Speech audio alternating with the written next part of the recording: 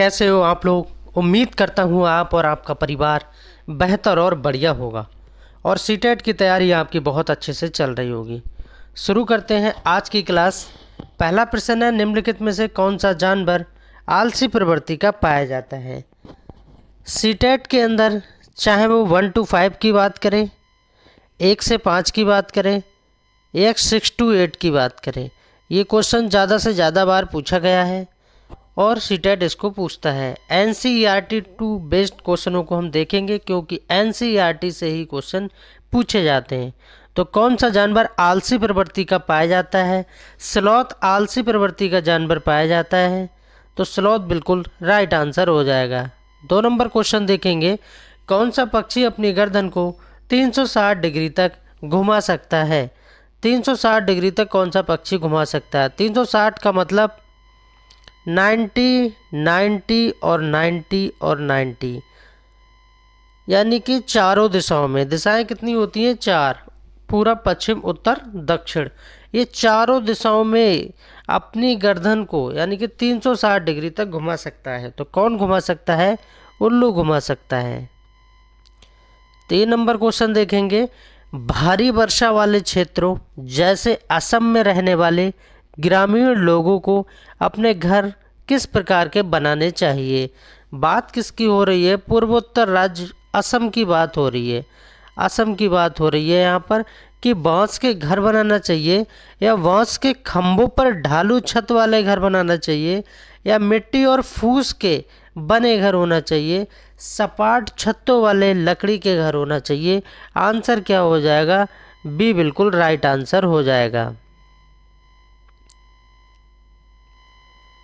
4 number question देखेंगे, निम्नलिखित में से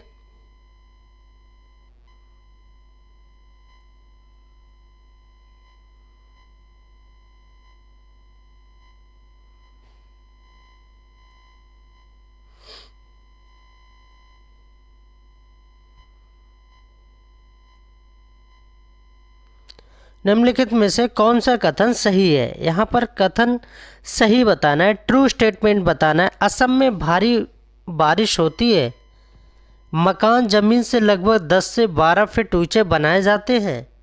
और सी में कहा जा रहा है मजबूत बांस के खंभों पर बनाए जाते हैं। तो आंसर क्या हो जाएगा? फाइनली डी बिल्कुल करेक्ट आंसर हो जाएगा। ए बी सी में जो बातें कही गई हैं वो पूरी तरह से सही है।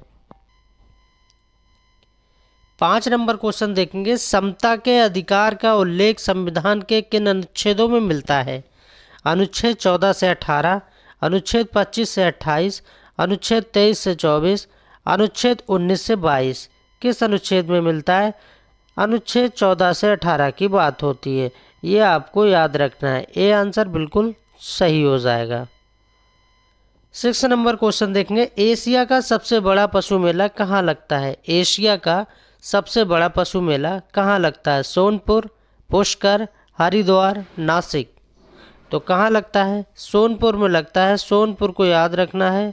और सोनपुर कहाँ पड़ता है? सोनपुर कहाँ पड़ता है? बिहार में पड़ता है। ये आपको याद रखना है। और प्लीज़ सभी भाई बहनों से रिक्वेस्ट है, वीडियो को लाइक करें एंड चैनल को सब्सक्राइब करें। शिक्षक भर्ती का ये निःशुल्क प्लेटफॉर्म है, किसी भाई बहन से कोई भी पैसा नहीं लिया जाता है। 7 नंबर क्वेश्चन देखेंगे, किस देश में लचीला संविधान लागू है। ऐसा कौन सा देश है जिसमें संविधान लचीला लागू है? यूनाइटेड किंगडम को याद रखना है। डी आंसर बिल्कुल राइट हो जाएगा। 8 नंबर क्वेश्चन देखेंगे, मनुष्य के शरीर की सबसे बड़ी ग्रंथि कौन सी है। मनुष्य के शरीर की सबसे बड़ी ग्रंथि कौन सी है? पीयूष ग्रंथि, अधिवृक्क ग्रंथि, लीवर ग्रंथि या अग्नाशय ग्रंथि। तो 8 का राइट आंसर क्या हो जाएगा? लीवर को याद रखना है, लीवर को। और लीवर को हिंदी में क्या बोलते हैं? एकत्र बोलते हैं। ये भी आपको याद रखना है। सी बिल्कुल राइट हो जाएगा। 9 नंबर क्वेश्चन देखेंगे, इनमें से कौन सा अचल जीव का उदाहरण है। एक तो चल जीव के उदाहरण आते हैं और एक अचल जीव के उदाहरण आते हैं। तो ये आपको याद रखना है। Leach, chiton, इक्नस, यूकोप्टेला। 9 का राइट आंसर क्या हो जाएगा? डी हो जाएगा। 10 नंबर क्वेश्चन देखेंगे।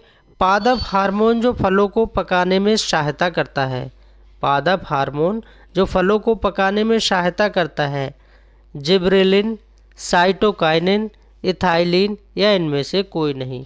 तो 10 का राइट आंसर क्या हो जाएगा? इथाइलिन को याद रखना है, इथाइलिन। सी बिल्कुल राइट आंसर हो जाएगा। 11 नंबर क्वेश्चन देखेंगे।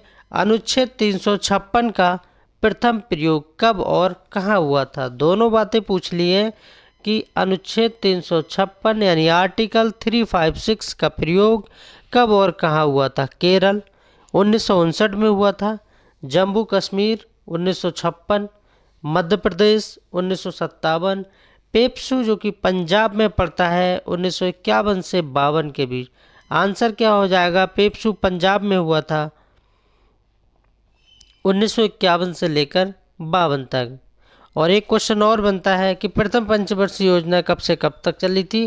तो ये भी याद रखना है, 1951 से 1956 तक चली थी। 12 नंबर क्वेश्चन देखेंगे। वेदों की संख्या कितनी है? क्वेश्चन सरल है, इससे रिलेटेड और भी क्वेश्चन बता देंगे। ये भी क्वेश्चन पूछा गया है कि वेदों की संख्या कितनी है। तो वेदों की संख्या कितनी है? 4। कितने वेद हैं? 4 वेद। ऋग्वेद, सामवेद, अथर्ववेद, ऋग्वेद, सामवेद, अथर्ववेद और यजुर्वेद। ये आपको याद रखना है। अगर आपसे कहा जाए कि पुरुषार्थों की संख्या बताइए, तो पुरुषार्थों की संख्या कितनी हो जाएगी? 108 हो जाएगी। अगर आपसे वेदांगों की संख्या पूछी जाए तब कितनी हो जाएगी? 6 हो जाएगी। जब आपसे वेद पूछे जाए तो 4 बताना है, ऋग्वेद, सामवेद, यजुर्वेद, अथर्ववेद। जब वेदांग पूछा जाए तब आपको 6 बताना है, ये याद रखना है। पुरुषार्थ पूछे जाए तब आपसे 4 बताना है। 13 नंबर क्वेश्चन देखेंगे। 13 नंबर क्वेश्चन में क्या पूछा गया है?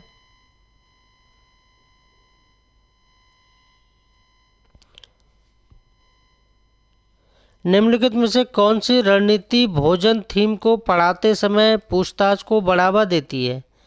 ए में कहा जा रहा है छात्रों से विभिन्न खाद्य पदार्थों के चित्र एकत्रित करने के लिए कहना। और बी में कहा जा रहा है सैंडविच, शिकंजी, लेमन बर्गर बिना आग के पकाने का प्रदर्शन।